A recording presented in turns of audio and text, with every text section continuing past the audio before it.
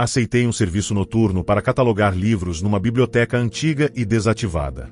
Me avisaram para nunca entrar na seção L, mas ela estava acesa quando cheguei, mesmo sem energia naquele andar. Faziam poucas semanas que eu havia perdido meu emprego fixo. Desesperado, aceitei um serviço freelance que encontrei num grupo do Facebook, catalogação noturna de acervo em biblioteca desativada.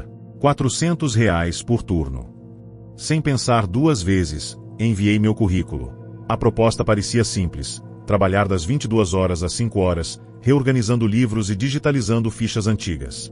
O local era uma biblioteca universitária que havia sido fechada em 2009, mas ainda mantida para arquivos físicos e reestruturação interna. Eles me disseram que não havia sistema elétrico funcional no andar inferior, exceto na recepção e nos corredores principais. Na primeira noite, fui recepcionado por um homem alto, de terno escuro e expressão rígida. Não disse seu nome. Só entregou as instruções. Use a lanterna, não ligue nenhum equipamento além do notebook. A seção L está interditada. Se vir alguma luz vinda de lá, ignore. Entendeu? Assenti com um sorriso forçado. Parecia exagero, mas era dinheiro fácil, e eu precisava muito. A biblioteca era um prédio antigo de concreto e madeira escura, com prateleiras que tocavam o teto. O lugar cheirava a poeira antiga e papel molhado. Mesmo com tudo trancado, o vento parecia sempre achar um jeito de entrar. As primeiras horas foram tranquilas. Digitalizei fichas, empilhei livros, fiz anotações. Mas, por volta de 1h47, ouvi um clique seco. Olhei para o lado e vi, ao longe, uma luz acesa no fundo do corredor. Era a seção L. Me aproximei lentamente, com o coração acelerado, tentando manter a razão. Deve ser um gerador ativado por engano, pensei. Mas quando cheguei perto, a luz não parecia elétrica. Era amarelada, quente, como uma vela ou lamparina, oscilando com uma brisa invisível. E o mais estranho, nenhum ruído de eletricidade. Só um som abafado, de páginas sendo viradas rapidamente. Decidi dar meia volta. Mas antes que me afastasse, ouvi um sussurro. Você chegou tarde. Virei rapidamente. Ninguém. Só livros empilhados e estantes fundas, que pareciam estreitar à medida que se entrava mais. Senti um frio súbito no estômago. Minhas pernas queriam correr, mas meu cérebro ainda buscava a lógica. Voltei para a recepção. O computador estava desligado, mesmo tendo energia ali. Quando tentei ligar novamente, apareceu apenas uma tela azul com uma mensagem em texto branco. Você a viu. Agora ela vai querer ser lida. Desliguei tudo. Liguei para o número de contato da equipe. Ninguém atendeu. Esperei o amanhecer com a lanterna em mãos, observando a entrada da seção L de longe. A luz nunca apagava. Na segunda noite, fui com um crucifixo no bolso e uma faca de cozinha na mochila. Não sei porquê. Talvez pelo instinto. Cheguei e tudo estava no lugar, exceto uma coisa: na minha mesa havia um livro. Enorme, encadernado à mão, com cheiro forte de couro antigo e bolor. A capa trazia apenas uma letra, em alto relevo. L. Abri com cautela. Todas as páginas estavam em branco, exceto uma, bem no meio. Um trecho escrito em algo que parecia latim, e abaixo, em português. Aquele que lê, vê. Aquele que vê, volta. Fechei o livro com força. Ao fazer isso, a luz no fundo do corredor acendeu de novo. E desta vez, ouvi passos. Pesados. Lentos. Se aproximando. Corri até o andar de cima, trancando a porta com uma vassoura de madeira. Me escondi entre caixas de doações. Os passos pararam. Em completo silêncio, ouvi então uma voz feminina, bem baixa, do outro lado da porta. Você me viu. Agora me leia. Fiquei imóvel até o primeiro raio de sol atravessar a janela. Quando voltei, a luz havia apagado. E o livro, sumido. Na terceira e última noite, decidi que seria a última mesmo. Peguei minha lanterna, coloquei fones com ruído branco e ignorei qualquer coisa estranha. Funcionou até 3h17. A luz da seção L acendeu sozinha. Desta vez, sem passos. Mas todas as luzes do prédio inteiro acenderam juntas, mesmo nos andares sem energia. A câmera do meu celular, que estava ligada na bancada, começou a gravar sozinha, girando lentamente. Quando chequei o vídeo depois, a gravação mostrava uma figura encapuzada, parada no fim do corredor, imóvel. Cada vez que a luz piscava, Ela estava mais próxima da câmera. No último frame, o capuz caiu. Era o meu rosto, mas com os olhos costurados e a boca aberta em um grito mudo. Fugi naquela mesma hora. Faz 3 meses desde então. Recebi 2 e-mails sem remetente. O assunto dos 2 era a mesma frase. A sessão continua esperando. Agora, às vezes, quando vou dormir, ouço páginas sendo viradas do lado de fora do meu quarto. Nunca deixo a luz apagada. E nunca mais aceitei trabalhar à noite. Porque em algum lugar daquela biblioteca, eu ainda estou lendo. Hotel noturno no fim da cidade. Cheguei ao hotel no meio da madrugada para uma única noite, mas, quando a recepção piscou e a luz acendeu, percebi que todos estavam me esperando, inclusive aqueles que eu não tinha visto chegar. Desde que comecei a viajar a trabalho, desenvolvi o hábito de procurar hotéis esquecidos nos confins da cidade, aqueles que ninguém comenta, com tarifas baratas e local isolado. Talvez por isso tenha me encantado com o Hotel Aurora, na periferia mais escura de Salvador. Reservei um quarto para uma estadia de uma noite. O site mostrava fotos antigas do hotel, lustres de cristal, pisos de madeira rangentes, corredores decorados com retratos de família e móveis vitorianos. Um charme misterioso, quase obscuro.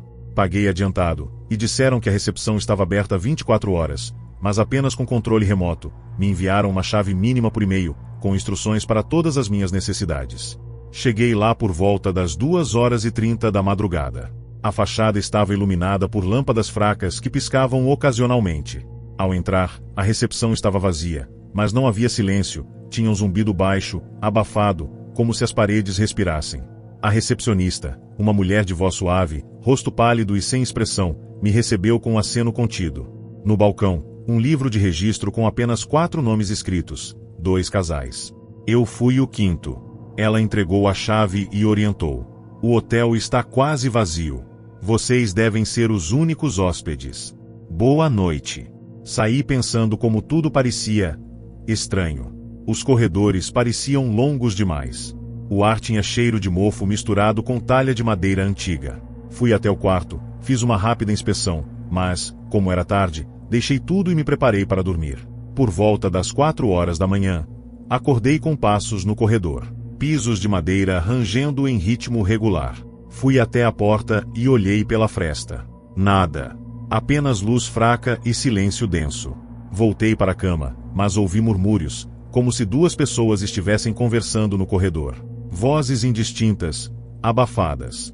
Passei a manhã inteira na minha mente, me convencendo de que era fruto da minha imaginação. Afinal, seria impossível alguém estar ali.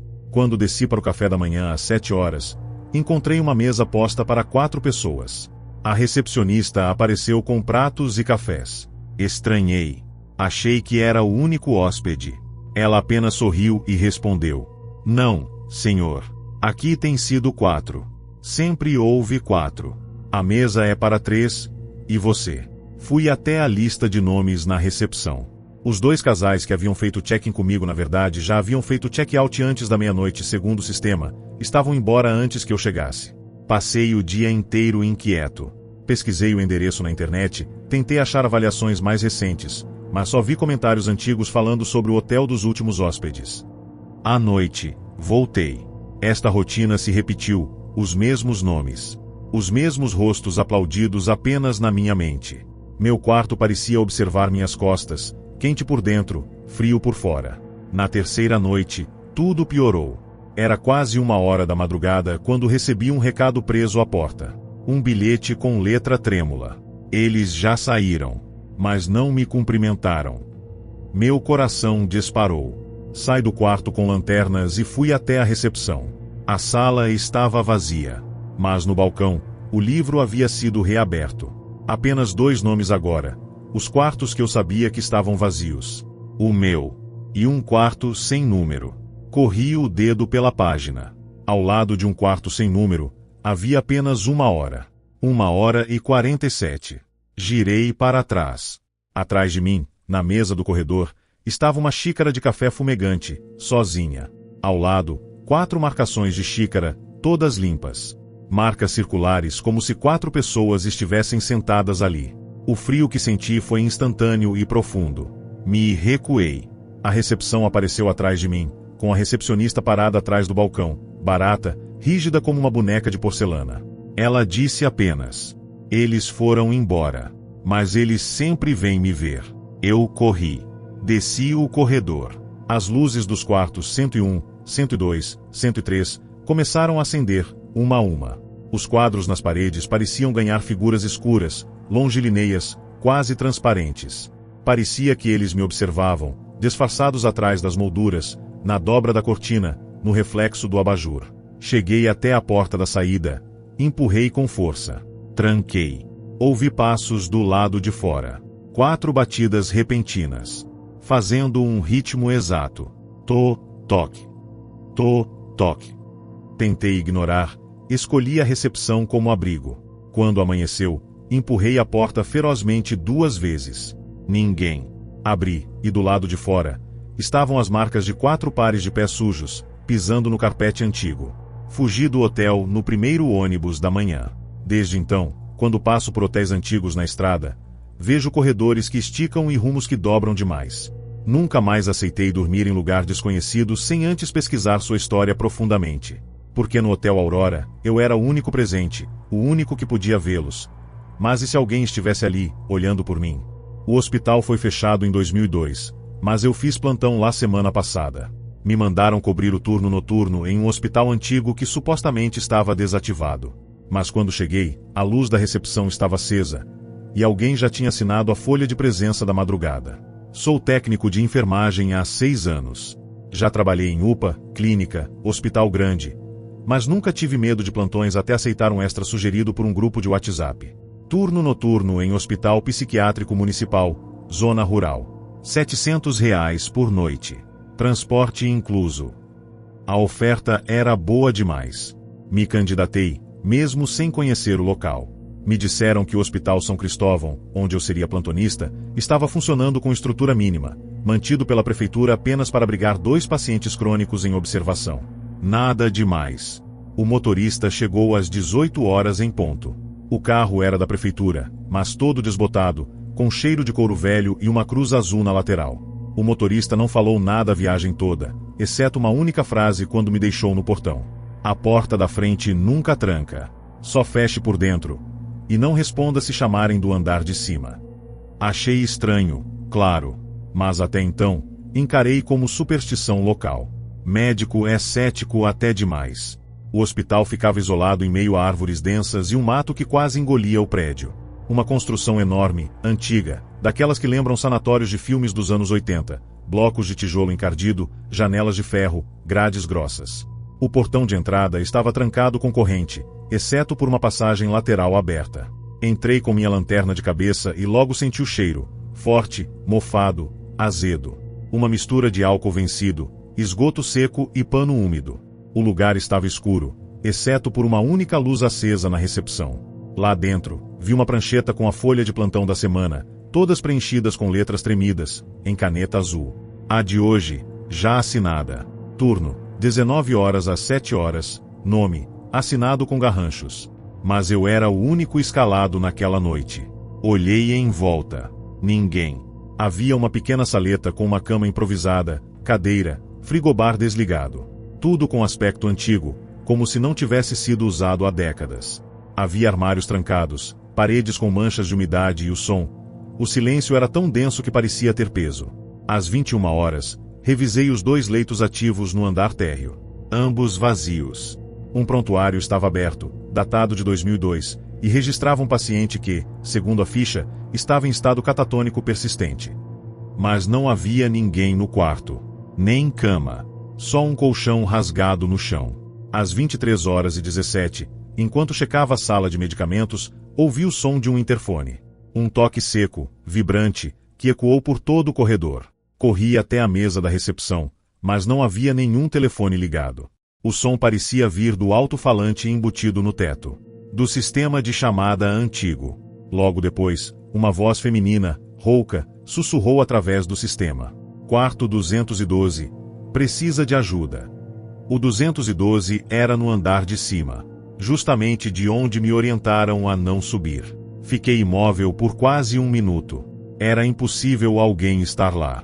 Subiria contra o protocolo, mas o impulso profissional me venceu. Subi devagar pela escada de concreto. Cada degrau rangia como se o prédio inteiro se ressentisse da minha presença. O corredor do segundo andar era ainda mais escuro. Quando cheguei na porta do quarto 212, ouvi o som claro de um monitor cardíaco apitando. Abri lentamente. Dentro, um leito. Alguém estava deitado ali. Mas o mais estranho era que ele estava ligado a um monitor. Desligado. Pior, o paciente tinha o rosto coberto por uma máscara de gaze, daquelas que se usavam em práticas psiquiátricas antigas. Seu peito subia e descia. Ele respirava. Ao lado dele, uma ficha pendurada na parede com uma única informação. Paciente 212, última alta, nunca. Recuei devagar. Senti que ele me olhava por trás da máscara. O ar estava gélido. O corredor escureceu, como se as lâmpadas tivessem morrido. Comecei a descer as escadas em silêncio, mas antes de virar o corredor, ouvi a maca arrastando no quarto atrás de mim. Corri. À 1h33 da manhã. Enquanto trancado na saleta da recepção, ouvi passos. Mas não vinham de fora. Vinham de dentro das paredes. Passos longos, irregulares. Quase deslizantes. O radiocomunicador que eu carregava, que nem tinha ligado, acendeu sozinho.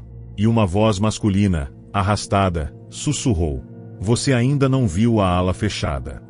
Joguei o rádio longe. Pouco depois, a luz falhou. Por menos de 3 segundos, a recepção ficou escura. Quando a lâmpada voltou, havia um jaleco encharcado de sangue pendurado na cadeira que estava vazia momentos antes. E dentro do bolso, uma etiqueta com meu nome. Esperei até às 6h45 da manhã sem sair da saleta. Quando a luz do dia finalmente atravessou as frestas, saí correndo. Na saída, reparei que o nome do hospital, na placa acima da entrada, havia sido raspado. No carro de volta, o motorista não falou nada. Só olhou pelo retrovisor e disse: Você ficou mais do que devia. Os outros nunca saíram. Tentei encontrar qualquer registro do Hospital São Cristóvão depois disso. Nada. Só menções em jornais antigos de 2002, falando sobre um incêndio e o fechamento do prédio após a morte de 5 pacientes psiquiátricos, e de um técnico de enfermagem que nunca foi encontrado. O nome dele estava na última folha da prancheta, no dia anterior ao meu turno. Era igual ao meu.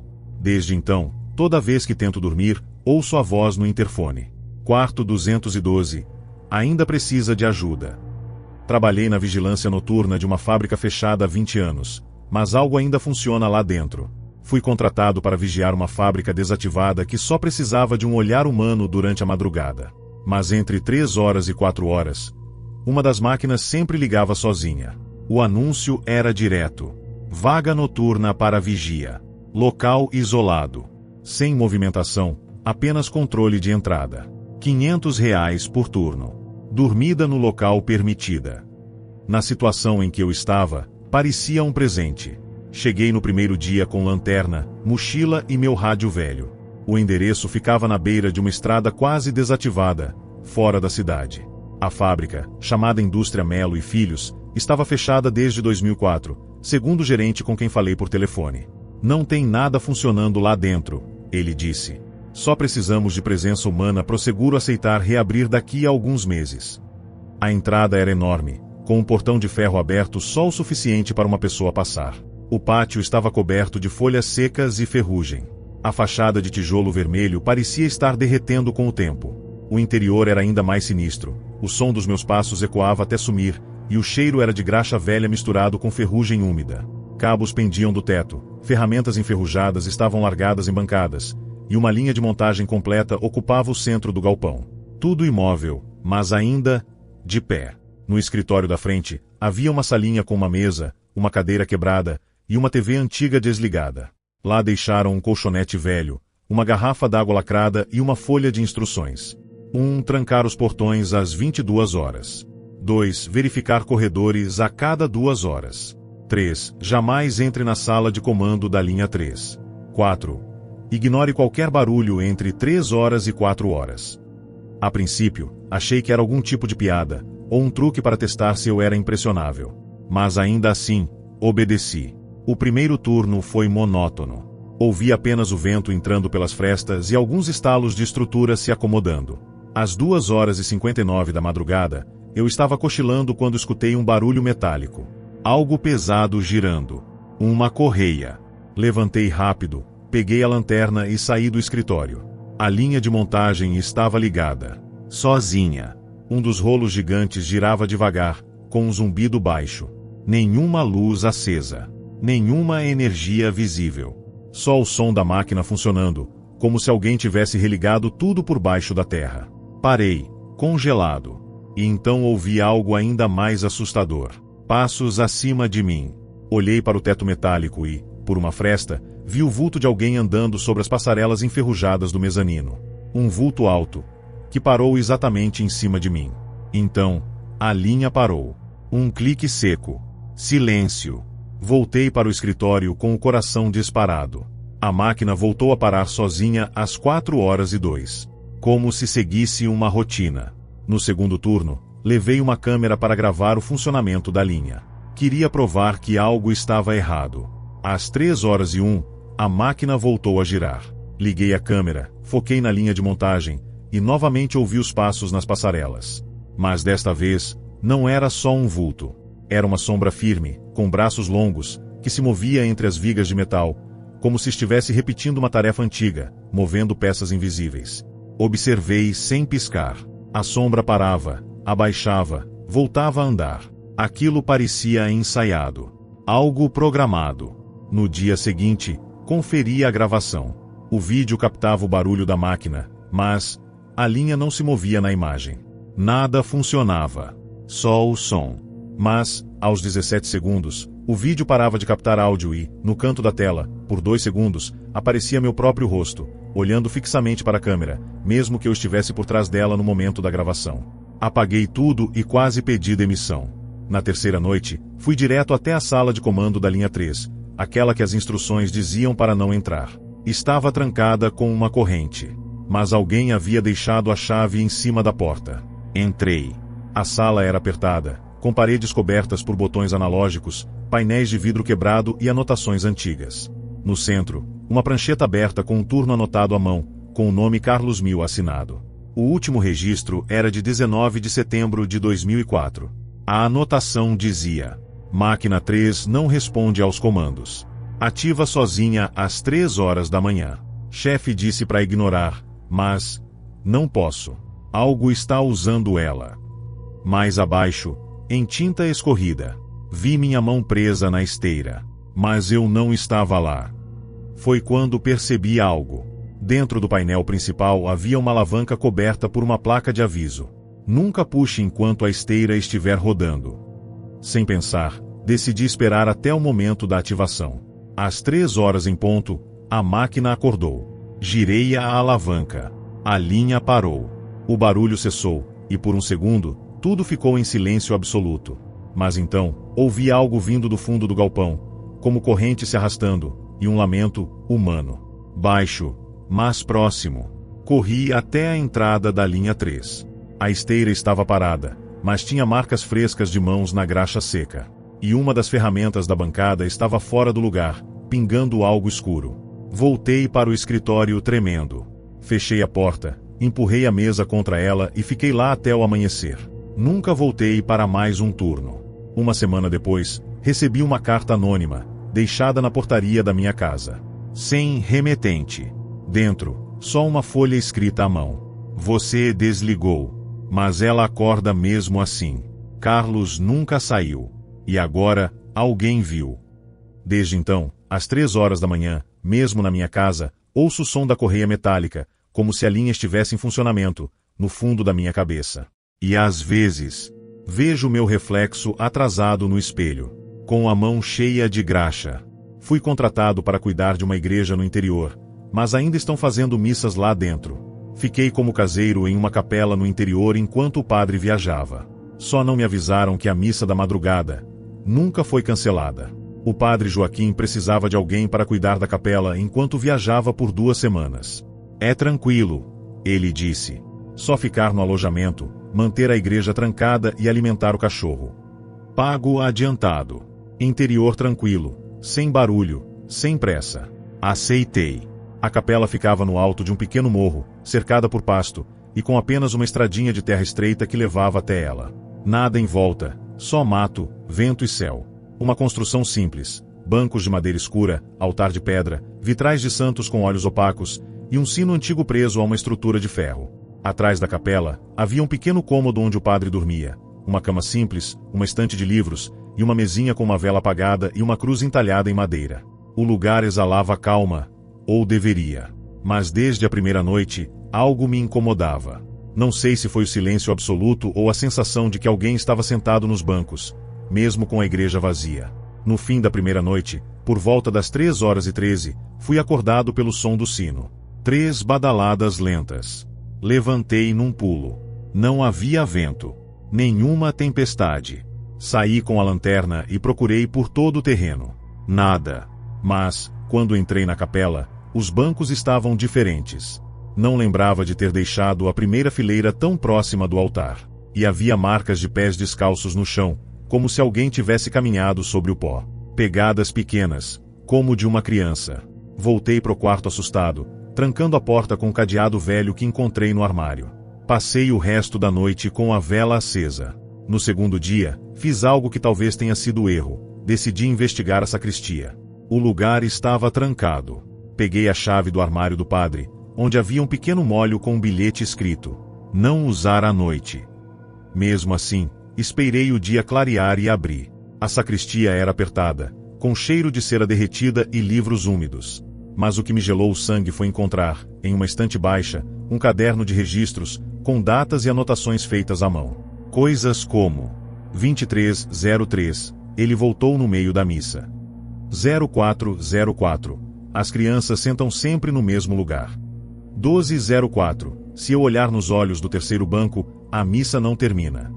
1904, não responder, amém. Eles testam. As datas iam até 2012, e então, nenhuma outra anotação.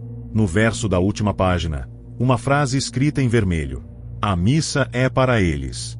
Nunca participe". Fechei o caderno com a mão tremendo. Tranquei a sacristia. Aquilo tudo podia ser uma brincadeira do padre ou parte de alguma superstição local. Mas na terceira noite, tudo mudou. Acordei com um som de vozes. Fracas, em latim, entoadas como um canto distante. Vinham da nave principal da igreja. Peguei a lanterna e me arrastei até a porta. Abri devagar e olhei pelo vão. A capela estava cheia. As velas estavam acesas, os bancos ocupados por silhuetas imóveis, todas olhando para o altar. Havia um homem de batina diante da mesa, braços erguidos, como celebrando algo. Mas ele não tinha rosto. Não era sombra. Era como se o espaço onde deveria haver olhos, boca, nariz, fosse apenas pele lisa, como cera derretida. E ainda assim, ele falava. Ao seu lado, uma figura ajoelhada, uma criança com as mãos unidas, tremendo como se em prece. E então ele disse, com uma voz seca que não saía da boca, mas do teto da igreja: "O novo fiel está entre nós". Senti todos os rostos se virarem ao mesmo tempo. Mesmo sem olhos, sabiam que eu estava ali. Fechei a porta com força, corri para o quarto e empurrei a cama contra a entrada. Passei a madrugada tremendo, com a cruz do padre na mão e a vela acesa até acabar. No amanhecer, fui embora. Ou tentei. A estrada de terra que levava à cidade simplesmente desapareceu. Onde antes havia um caminho claro, agora era só mato fechado e árvores que pareciam estar ali há décadas. Não havia marcas de pneu. Nem pegadas minhas. Era como se o mundo tivesse engolido a estrada. Voltei até a capela e liguei pro padre. O telefone chamou 4 vezes, e então uma voz feminina atendeu. Mas não era o padre. Era uma mulher com sotaque antigo, falando baixo. "Ele está em retiro, mas o senhor não devia ter mexido na sacristia". E desligou. Na noite seguinte, às 3h13, o sino tocou novamente. Desta vez, 7 vezes. Não fui até lá, mas ouvi. Cada passo. Cada banco rangendo. Ouvi como se estivessem andando pela capela, até pararem bem na porta do meu quarto. Então, algo respirou do outro lado da madeira. Lento, quente, paciente. E, finalmente, uma batida seca. Toque, toque, toque. Esperei até amanhecer. E só então abri a porta. Não havia ninguém. Mas o chão do corredor estava coberto de marcas de joelhos. E na cama, ao lado do travesseiro, havia uma folha da Bíblia arrancada com um único verso circulado em vermelho. E muitos serão chamados, mas poucos serão escolhidos. Mateus 22h14. Fiquei ali por mais 3 dias. Tentando sair. Tentando dormir. Mas todas as noites, às 3h13, a missa recomeçava. Até que na última noite, ouvi algo novo. Uma batida dupla no chão. Como um cajado. Saí do quarto e, pela primeira vez, olhei direto para o altar. O padre sem rosto me esperava. Ao seu lado, a criança sorria com a boca costurada. E então, ele ergueu o braço e apontou para mim. É chegada a hora. Acordei na manhã seguinte deitado no banco da frente da capela. A igreja vazia. Nenhuma vela. Nenhum som. Mas na minha mão, havia uma batina dobrada. E na mesa do altar, um livro de missas aberto, com o meu nome assinado como celebrante. Voltei à cidade a pé, pela mata, cortando por onde nem trilha havia. Cheguei sujo, sangrando, e ninguém acreditou na história. Descobri depois que o padre Joaquim estava desaparecido desde 2015. A igreja foi interditada por abandono. Mas se você subir o morro às 3h da manhã, você ainda vai ouvir o sino. 3 vezes. Ou 7. Depende do que eles esperam de você.